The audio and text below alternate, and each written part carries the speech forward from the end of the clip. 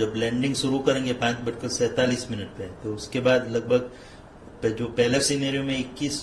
17 minute और 21 second लगेंगे, और वो अगर रीटारगेटिंग करके दूसरी उस पर जाता है दूसरे सेक्शन में, तो लगभग 11 सेकंड और लगेंगे, तो 17 मिनट और 32 सेकंड लगेंगे। तो ये तो तब तक तो लैंडर सही मायने में सेफली, सुरक्षापूर्वक और सफलतापूर्वक उत्तरायण कर चुका होगा, वहां पे पहुंच चुका होगा। उसके 4-4.5 घंटे बाद ही वो जैसे मैंने बताया कि हम वो रैंप खोलेंगे और उसमें से रोवर बाहर निकल के अपना कार्य करेगा। जो यान है वो हमने 14 जुलाई 2023 को प्रक्षेपित किया था। हमारे जो लॉन्च व्हीकल है लाइलवी M3, जो सबसे बड़ा हमारा लॉन्च व्हीकल है इसरो का, उसके द्वारा श्रीहरिकोटा से। उसके बाद उसको जियो ट्रांजिशनरी ऑर्बिट में रख दिया गया था, और उसके बाद धीरे धीरे उसका ऑर्बिट बदलते हुए उसको अर्थ के इन्फ्लुएंस से बाहर निकाला गया, जिससे कि अर्थ के ग्रेविटेशन इफेक्ट से बाहर जाए और चंद्र की ओर अग्रसर हो, जिसको ट्रांस ल्यूनर ट्रेजेक्ट्री बोलते हैं। उसके बाद उसको ल्यूनर ऑर्बिट इंसर्शन वो कार्य हुआ 5 अगस्त को, जबकि उसको ल्यूनर ऑर्बिट में दाखिल किया गया, और वो बहुत ही बहुत ही इम्पोर्टेंट महत्व का मैन्यूवर था, क्योंकि अगर वो हम चूक जाते तो फिर वो हमारे कंट्रोल से बाहर हो सकता था यान। बट पहले 2 बार हम कर चुके थे, इसलिए इस पर भी पूरा हमको विश्वास था, भरोसा था। तो वो तो बहुत ही सफलतापूर्वक हमने पार कर लिया वो पड़ाव। और उसके बाद 4 मेजर अर्थ मून बंद करते हुए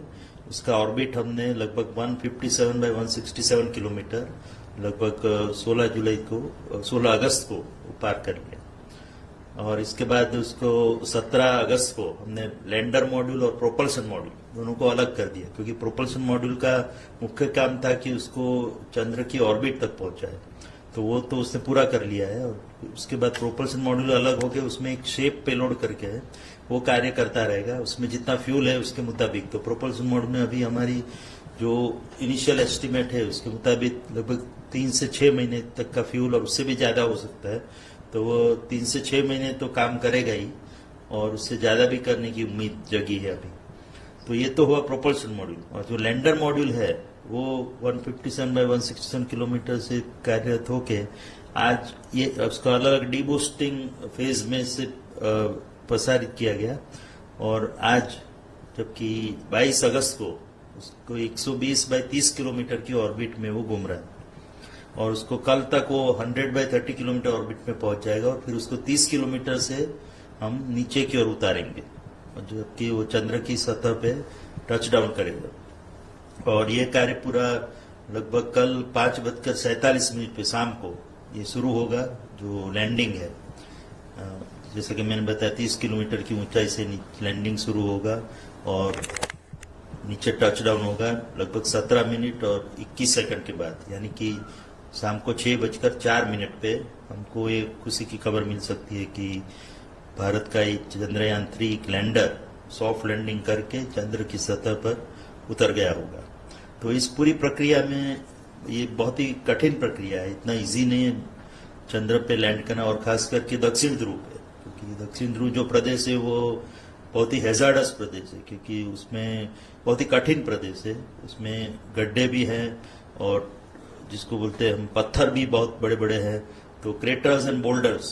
चंद्र में कहा जाता है कि बहुत ही है। तो ऐसे प्रदेश में उतरना, क्योंकि हमारे वैज्ञानिकों को वहां पर संशोधन करना है, इसलिए हमने ये चुना है। पिछली बार भी यही प्रदेश चुना था। और आपको पता होगा अभी जो ल्यूना 25 रशिया का मिशन क्रैश लैंड हो गया, तो उसका भी प्लान यही था कि इसी एरिया में वो जाके लैंड हो, बट अब दुर्भाग्यवश वो सक्सेस नहीं हो पाया, सफल नहीं हो पाया। तो इस तरह से बहुत ही कठिन कार्य है वहां पे उतरना, फिर भी हम पूरी तरह इसके लिए तैयार है। तो 30 किलोमीटर से शुरू करके वो 7.5 किलोमीटर पर जाएगा, वहां से 6.8 किलोमीटर। और ये पूरी प्रक्रिया में चारों थ्रस्टर इंजन फायर होंगे। उनका काम है कि जो रिट्रो फायरिंग करना, जिससे जो लैंडर की जो स्पीड है वो घटाई जा सके, क्योंकि फाइनली हमको नीचे पहुंचते पहुंचते एकदम उसको रोकना है और 0 स्पीड पे लाना है। तो जो पहले 1.68 किलोमीटर पर सेकंड से 30 किलोमीटर से शुरुआत की है, उसको वहां तक नीचे पहुंचते पहुंचते उसको 0 स्पीड पे लाने का है। तो इनिशियल 6.8 किलोमीटर पहुंचते पहुंचते उसकी स्पीड लगभग 4 गुना कम, यानी कि 358 मीटर पर सेकंड पे आ जाएगी। उसके बाद हम थोड़ा होवरिंग करके उसको अभी 2 इंजन बंद कर दिए जाएंगे और 2 इंजन के द्वारा उसका रिट्रो फायरिंग होगा और उसका स्पीड घटाते हुए उसको 800 मीटर की ऊंचाई तक ले आएंगे और 800 मीटर पर पहुंचते पहुंचते उसकी जो स्पीड है लगभग शून्य हो जाएगी, जो हॉरिजॉन्टल वेलोसिटी है। और उसके बाद उसको वो 800 से सीधा 150 मीटर तक सीधा ही उतर जाएगा, क्योंकि उस समय तक उसकी स्पीड एकदम घट के 0 मीटर पर सेकंड ±1 या 2 मीटर पर सेकंड तक हो जाएगी। तो सीधा नीचे उतरने के बाद 150 मीटर पे उसको काफी काम करना है, क्योंकि अलग अलग कैमरा से जो इनपुट है जो हमने LH डेक कैमरा करके एक हमने रखा है, जो वहाँ की परिस्थिति की जानकारी देगा, वहाँ की फोटोग्राफ्स देगा और उसका एनालिसिस करके उसको हम कंपेयर करेंगे जो हमने रेफरेंस डेटा स्टोर करके रखा है। और वो रेफरेंस डेटा है जो लैंडिंग साइट हमने चुनी है, वो लगभग 4 बाई 2.4 किलोमीटर की साइट है। उसको 24 बाई 24 मीटर के अलग अलग सेक्शन में बांटा गया है, तो लगभग 3901 उसके सब सेक्शन हो गए। और उस पे कंपेयर करके उस समय पे जब वो 150 मीटर पे है वो कौन सी जगह पे खड़ा है, जो हमने जो निर्धारित किए वही जगह पे अगर खड़ा है तो वो सीधा 150 मीटर से सीधा नीचे की ओर प्रयाण करेगा और कुछ समय में वहां नीचे उतर जाने की संभावना है। बट अगर उसको लगता है कि थोड़ा उसको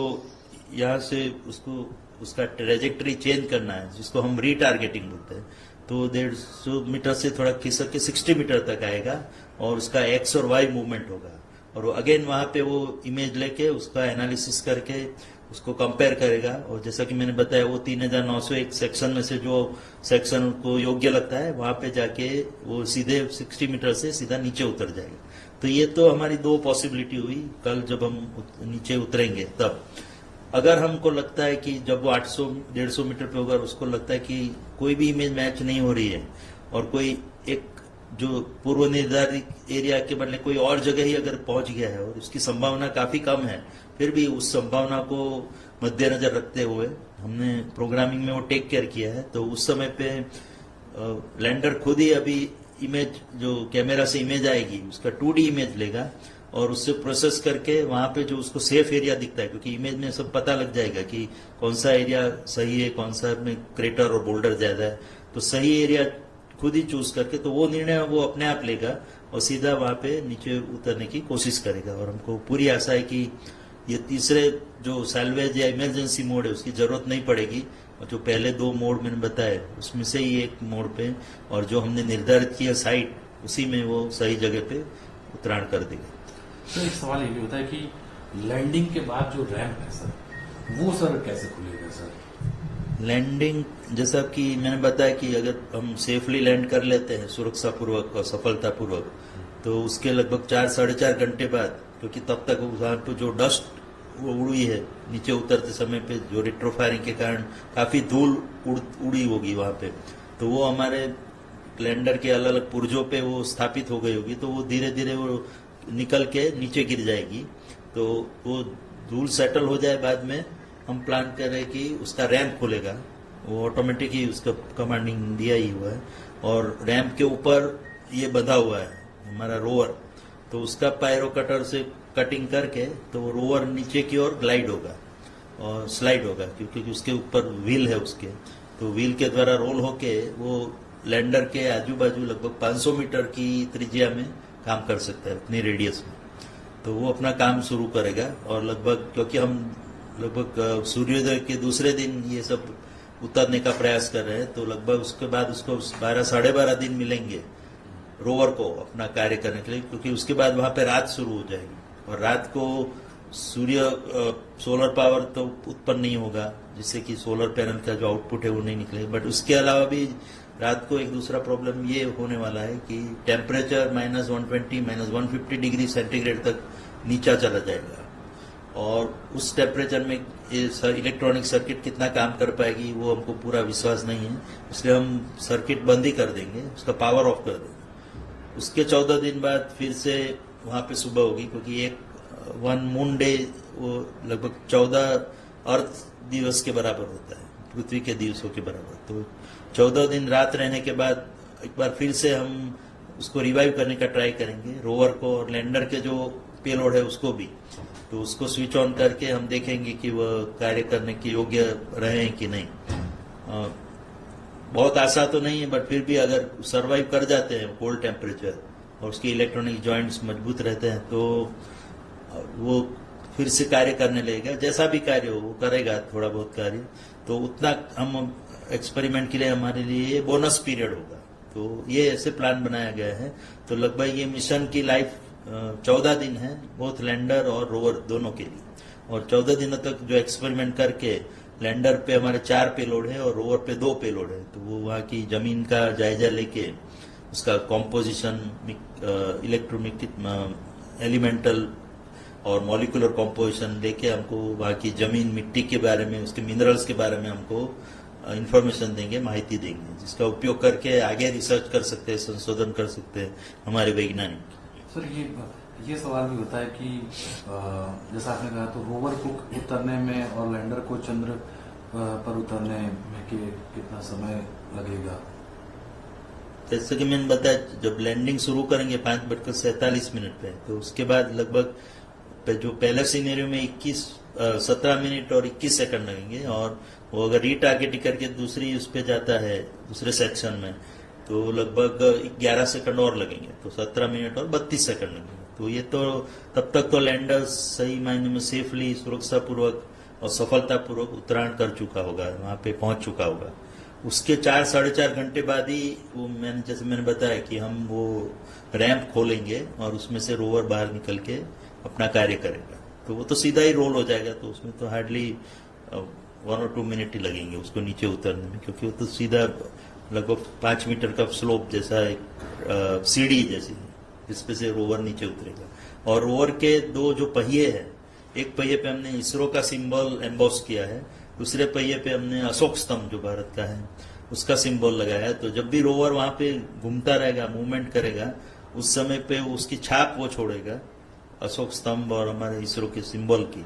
जो उसका फोटोग्राफ हमारे पीछे, रोवर के पीछे हमने एक रोवर इमेजर कैमरा लगाया है, तो वो रेगुलरली हमको वो इमेज देता रहेगा। तो उससे लोगों को भी आश्वासन मिलेगा, आश्वस्त होंगे कि रोवर हमारा ठीक काम कर रहा है और वहां पे चंद्र की धरती पे मूवमेंट करके और इसरो की छाप और हमारे देश की छाप वहां पे छोड़ चुका है।